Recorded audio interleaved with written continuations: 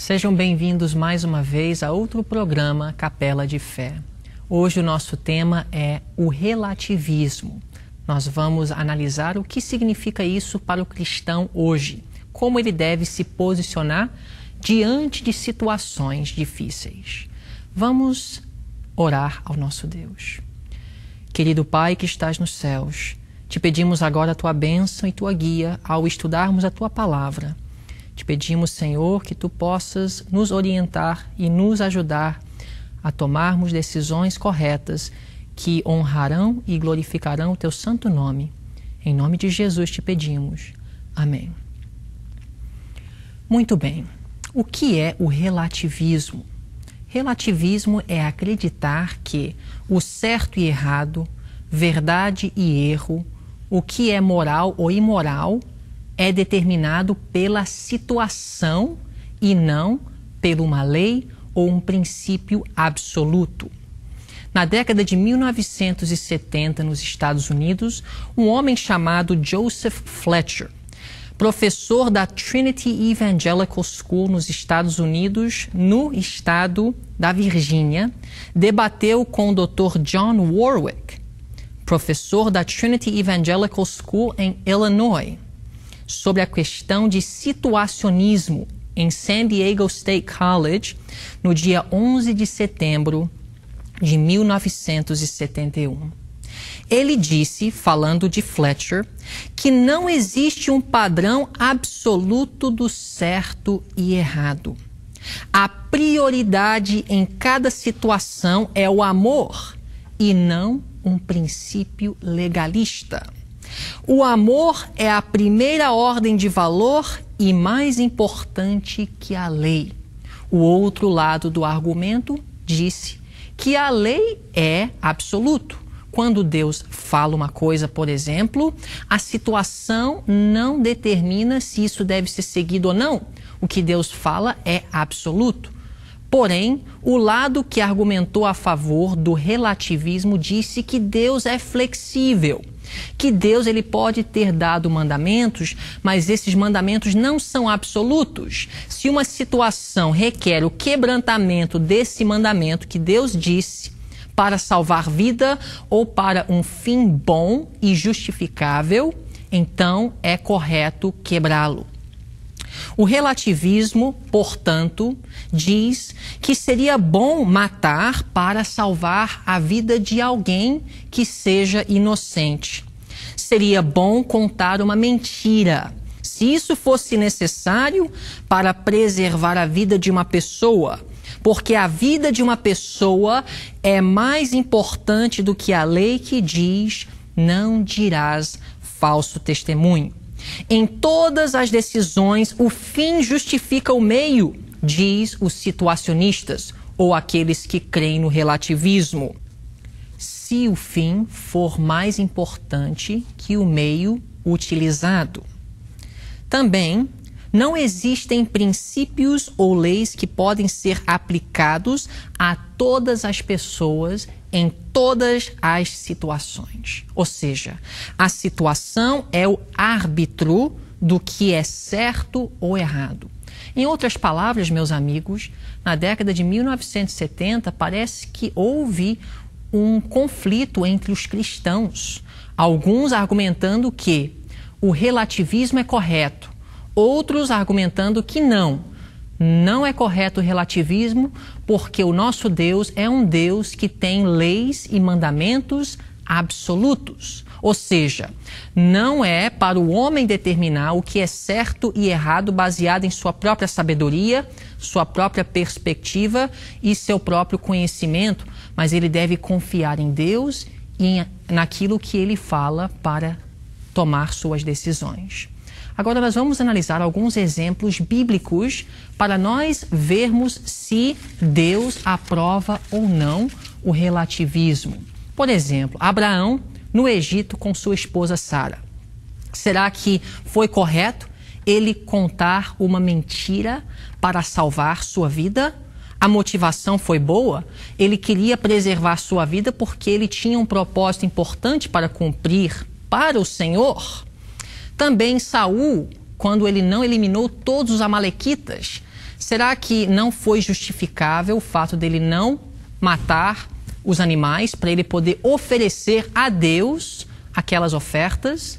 E Salomão, quando ele tomou a filha de Faraó, será que não foi correto ele se unir em um jugo desigual a fim de ganhar almas para o reino de Deus, influenciar os pagãos nos princípios do Deus de Israel?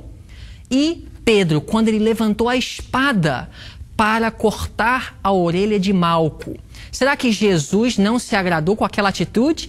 Sendo que Pedro estava levantando a espada a favor de Cristo para protegê-lo.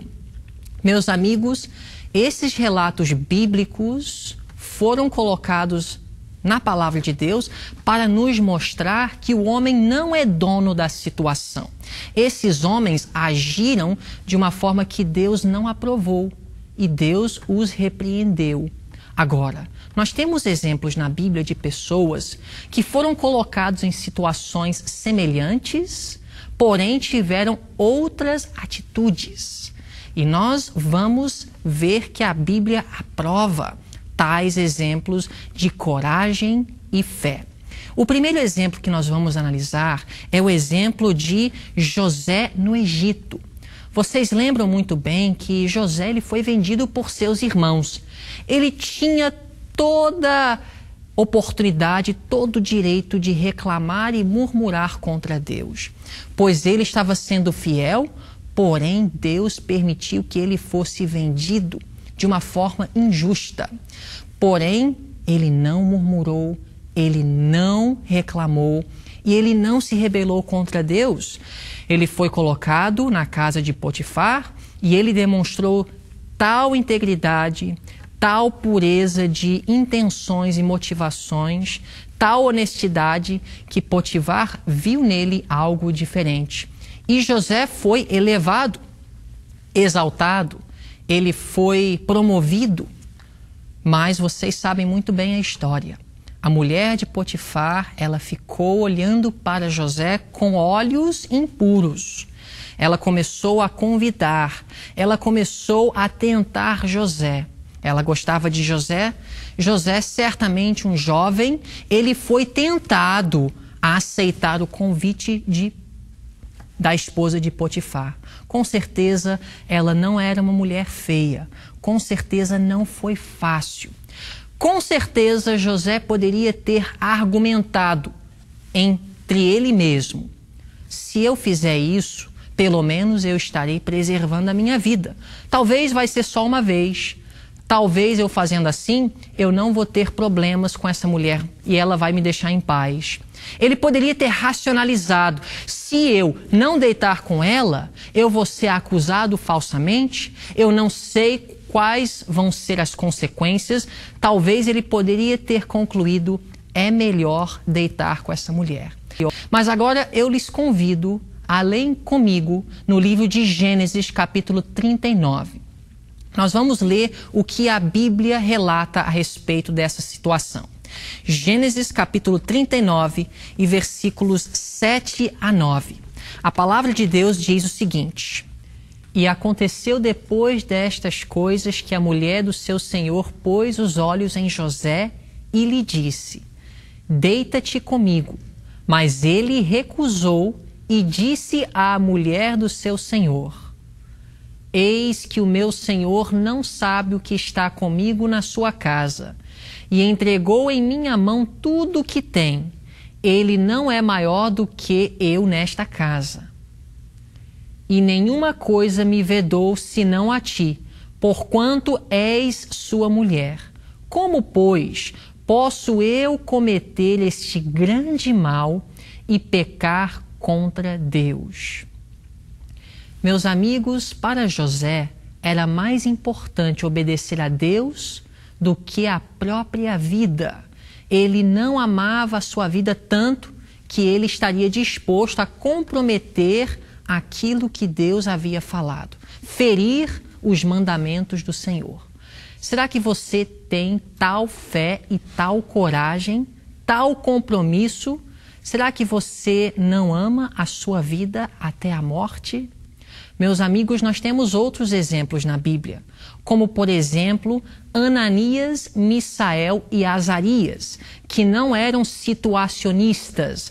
Para eles, o relativismo não era uma realidade, um princípio em suas vidas.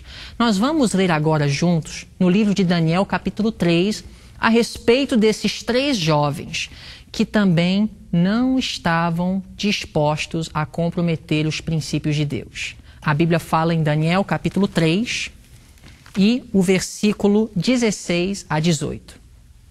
Responderam Sadraque, Mesaque e Abednego, e disseram ao rei Nabucodonosor: não necessitamos de te responder sobre este negócio.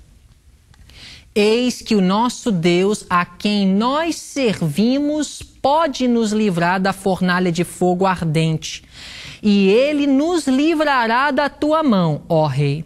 Mas, se não, fica sabendo, ó rei, que não serviremos a teus deuses, nem adoraremos a estátua de ouro que levantaste. O rei Nabucodonosor havia estabelecido uma estátua de ouro e ele estabeleceu um decreto para acompanhar a estátua que dizia que todos aqueles que não adorassem a estátua no momento que a música tocasse seria lançado na fornalha de fogo. Haviam muitas pessoas naquele dia representando todas as nações do mundo, inclusive Judá. Ananias, Misael e Azarias estavam naquele dia, naquele local, também com outros companheiros judeus. Porém, a maioria dos judeus naquele dia, meus amigos, viram que era mais importante salvar a vida e proteger a eles mesmos do que permanecer fiel a Deus. Todos dobraram os joelhos naquele dia, menos Ananias, Misael e Azarias, também conhecidos como Sadraque, Mesaque e Abednego. O furor de Nabucodonosor acendeu. Ele ficou irado. E então ele trouxe esses jovens para saber por que eles não estavam dispostos a adorar a sua imagem. Porque eles o envergonharam perante tantas pessoas. Porque eles não estavam reconhecendo sua supremacia e sua autoridade como rei de Babilônia, a nação mais importante e mais poderosa do mundo naquela época. Esses 3 jovens corajosos disseram ao rei: Senhor rei Nabucodonosor, nós te respeitamos, mas nós não estamos dispostos a adorar a sua imagem. O nosso Deus, o qual nós servimos, ele é capaz de nos livrar da fornalha de fogo. Mas mesmo se ele não nos livrar, fique sabendo que nós não vamos quebrar o seu mandamento, o mandamento do nosso Deus, para adorar a sua imagem. Eles tinham certeza, meus amigos, de uma só coisa: que Deus era capaz de os livrar. Eles não tinham certeza que Deus iria os livrar. Porém, eles não estavam dispostos a comprometer sua fé naquele dia. Porém, eles não adoraram. Eles permaneceram fiel a Deus. Foram lançados na fornalha de fogo e sofreram as consequências de modo algum. O Senhor mesmo entrou na fornalha e Cristo esteve com eles, os protegendo e os livrando das mãos do rei Nabucodonosor. Meus amigos, nós temos outros exemplos na Bíblia que mostram que nós não devemos, para honrar e glorificar a Deus, nos dobrar e nos comprometer quando estamos em situações difíceis. Nós temos que seguir o exemplo de José, os exemplos de Ananias, Misael e Azarias, e nós também temos o exemplo de Daniel. Em Daniel capítulo 6, versículo 10, a Bíblia nos diz o seguinte: em Daniel 6:10. Vamos ler juntos.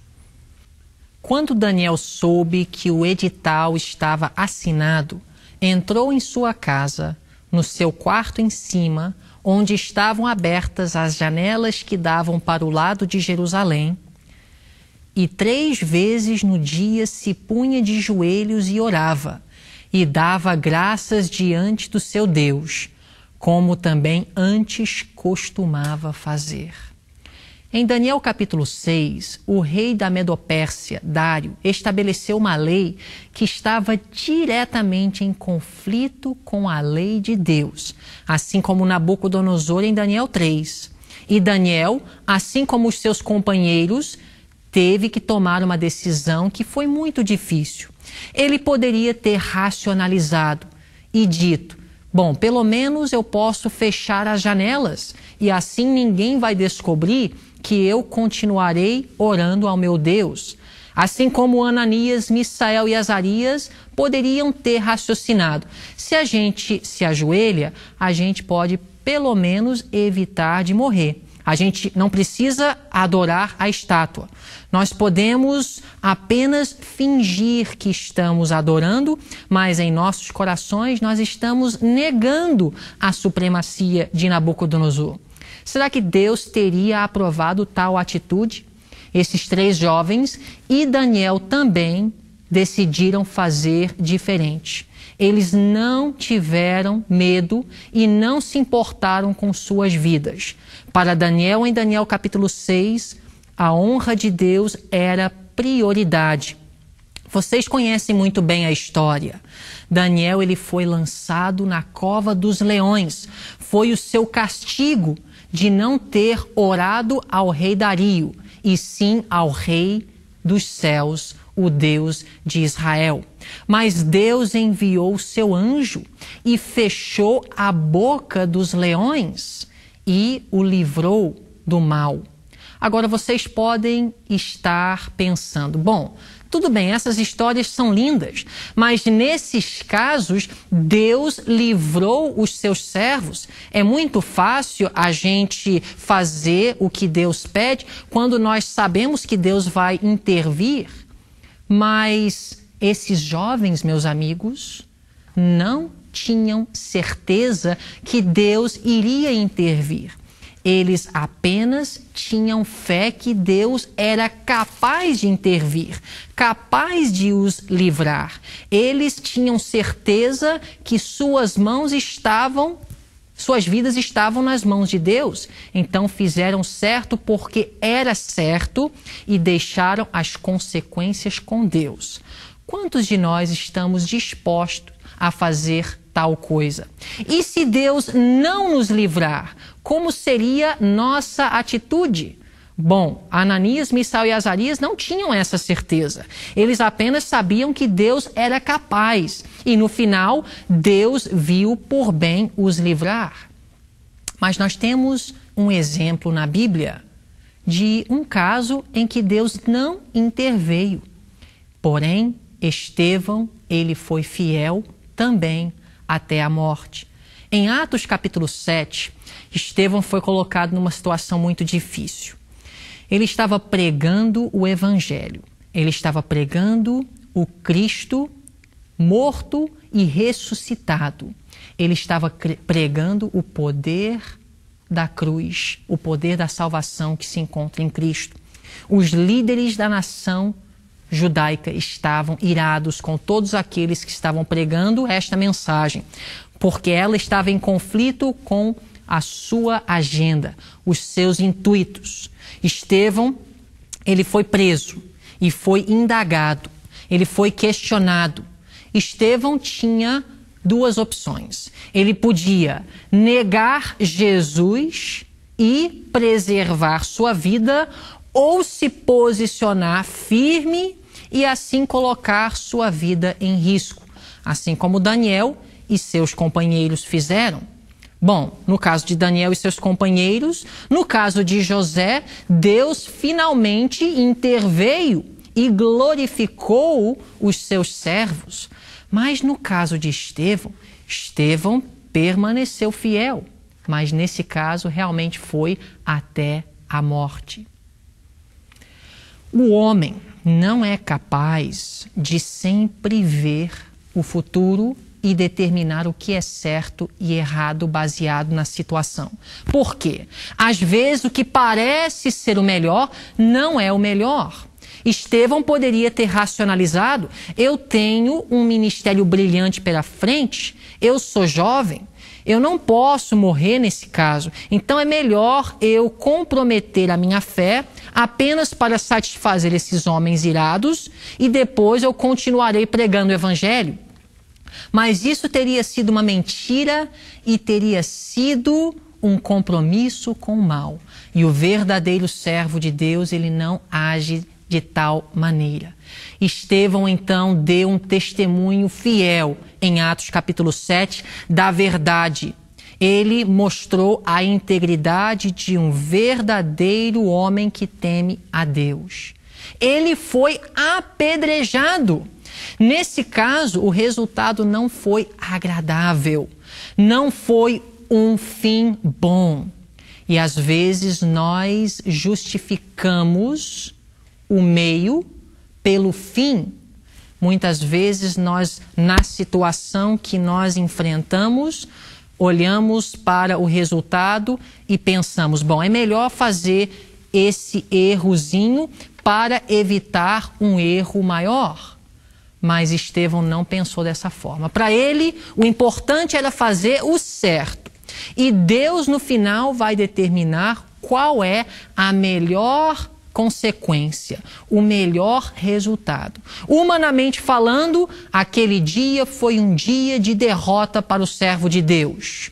Mas nós sabemos que através do sangue derramado naquele dia de Estevão, sementes foram plantadas e depois brotaram no coração de Saulo, que depois se converteu e foi chamado Paulo, o grande apóstolo aos gentios.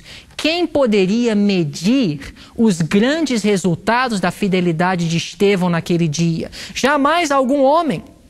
Humanamente falando, com certeza, nós, se estivéssemos lá, iríamos dizer: é melhor falar uma mentira, negar Jesus, preservar a vida e depois continuar pregando. Mas Estevão não era um situacionista. Ele não acreditava no relativismo. Para ele, havia um padrão absoluto do certo e errado. Se Deus fala, não darás falso testemunho, Deus quis dizer que em nenhuma situação, quer seja conveniente ou não, devemos falar a mentira. Meus amigos, nós precisamos da fé e da coragem de José, de Ananias, Misael e Azarias, de Daniel, de Estevão. Mas a Bíblia está repleta de exemplos como estes que mostram que o padrão de certo e errado de Deus, o código moral dele, não é flexível e não é adaptável às situações. Agora nós vamos analisar outro exemplo na Bíblia. João Batista, outro herói, outro homem de coragem que não estava disposto a comprometer sua integridade diante de uma situação incrivelmente difícil. Vamos ver o que diz em Mateus capítulo 14, versos 3 a 5. A Bíblia diz o seguinte: pois Herodes havia prendido a João e, acorrentando-o, o guardara no cárcere por causa de Herodias, mulher de seu irmão, Filipe. Porque João lhe dizia: não te é lícito possuí-la. E queria matá-lo, mas temia o povo, porque o tinham como profeta. João Batista, ele não era situacionista e ele não cria no relativismo. Ele olhou para Herodes e falou: Herodes, você está no adultério, não te é lícito possuí-la. Você não está correto, Herodes, você precisa mudar o seu caminho. Isso significava decreto de morte para João Batista. Mas João Batista não estava preocupado com as consequências de fazer o certo.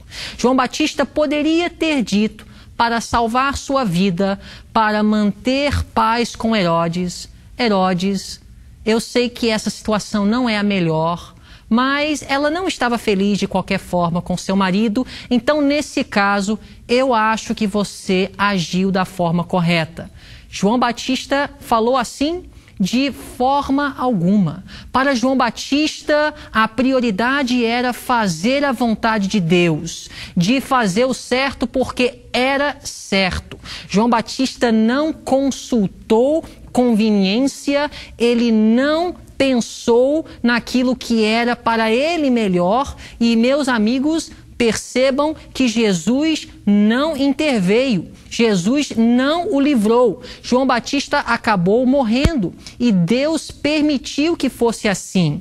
Porém, hoje nós temos um grande exemplo na palavra de Deus de fé tal que não estava disposta a comprometer os princípios de Deus diante da mais terrível situação.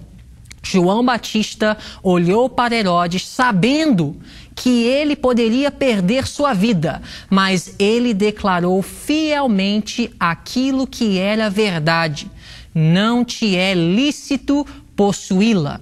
Será que você e eu estaríamos dispostos a falar com tal franqueza a um homem que tinha tanto poder? Muitas pessoas se preocupam com posições, se preocupam com popularidade, se preocupam com comodidade, mas o verdadeiro servo de Deus não está interessado nessas coisas. Para ele, o que é importante, o que é crucial na vida é honrar e glorificar o nome do Senhor. Que Deus nos ajude a ter tal fé, tal força, tal firmeza, tal coragem. Vamos pedir a Ele essas coisas. Querido Pai Celestial, te pedimos, ó Deus, a Tua bênção, a Tua ajuda, que nós possamos, em todas as situações, consultar apenas a Tua palavra e o que o Senhor fala a respeito de todas as coisas. Em nome de Jesus te pedimos por tudo isso. Amém.